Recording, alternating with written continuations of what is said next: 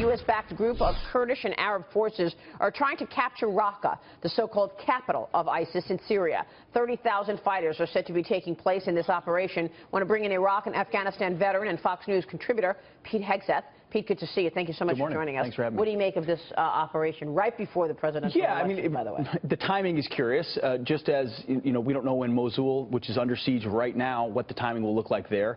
I think Barack Obama is trying to put a bow, or at least attack some of these things while he can, even though it's been a long time coming. But it could also be a second front you want to open up on ISIS, because as you go at them in Mosul, you'd like to tie up their resources and attention in Raqqa as well. This is a little bit unexpected, and the timing does seem to be, I don't want to say that it's immediately tied to the election, but why now did it have to happen now? Yeah. Morgan, what do you think? So the biggest thing that I'm concerned about, Pete, is whomever is president, you're going to have to deal with Bashar al-Assad, the guy who has aided and abetted al-Qaeda for the past 15 years, has been reportedly involved in aiding ISIS. So what are the choices that the next president has? Because this president, in my opinion, seems to be unwilling to take the necessary actions to take out Assad. No, that's right. And Assad also is in bed with Vladimir Putin and Iran. I mean, we've abdicated large portions of both of those countries to them. The problem with this and with Iraq is there is no next day plan. In Mosul, there is no next day plan of what Iraq looks like. Iraq most likely, in my opinion, breaks up. It won't exist as it currently stands. The Kurds have been the best fighters we've got, both in Iraq and in Syria. They're leading the fight in Raqqa. Exactly. They're pining for their own state and their own autonomy, which they have never had. And Bashar al-Assad's probably here to stay. You know why? Because Vladimir Putin has had a strategic endgame from the beginning, and Barack Obama hasn't. He's dilly-dallied, set red lines he's never enforced, and when you drift, even if you're more powerful, the more decisive strategy can carry the day. Putin really has been decisive. Yeah. Pete, what would you like to see happen? What would be the best policies to be implemented? Oh, boy.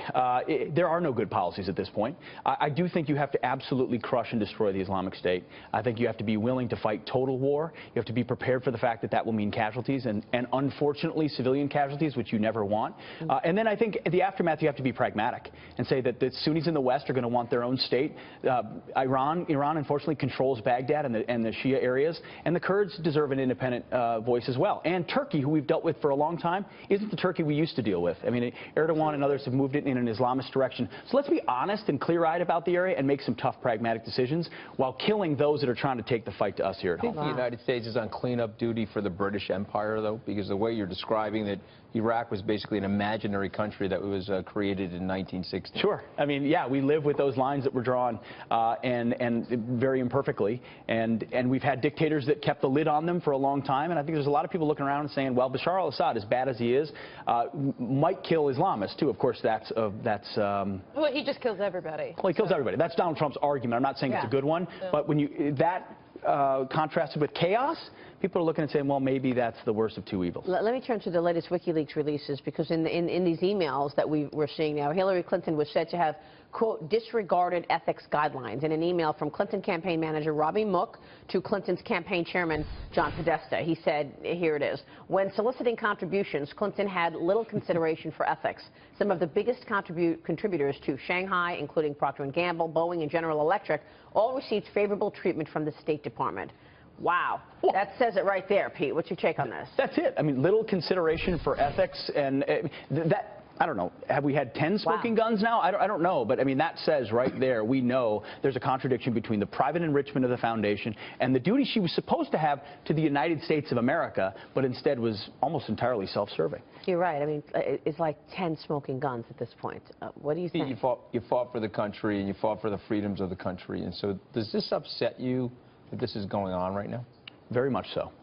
You contrast that with the perspective of what Trump talks about, wanting to put America first. I just want someone who doesn't have an agenda, private or otherwise. I want someone that believes in this country and wants to rebuild it, that isn't going to be so reckless with the approach that they say, hey, why don't we have the housekeeper print out the classified emails and then maybe hand them to me and go into the skiff that's supposed to be secure. Now, I mean, it is so reckless and so absurd that it shows you how much she doesn't care about those prerogatives that those who wear the uniform or intelligence officials respect every single do, Morgan. I mean, everyone does it because we know how important it is. Lives and our reputations are at stake.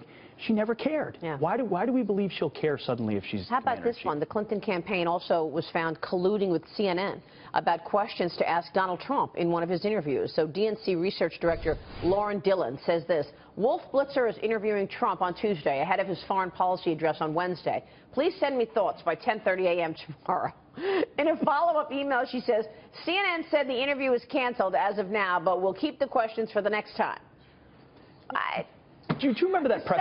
I mean, it's just extraordinary. Do you remember the press conference? I don't know, it must have been 6-8 months ago when Donald Trump just wagged the finger at the reporters and said, "It's you guys, it's you guys." And everyone said, "Oh, how terrible this is." It turns out he was speaking the truth that we all knew existed then, as he is today. They're totally and entirely in the tank. Why do I know that if your emails, Maria, were hacked, there wouldn't be a bunch of information about what should I be asking this person that on behalf of a candidate?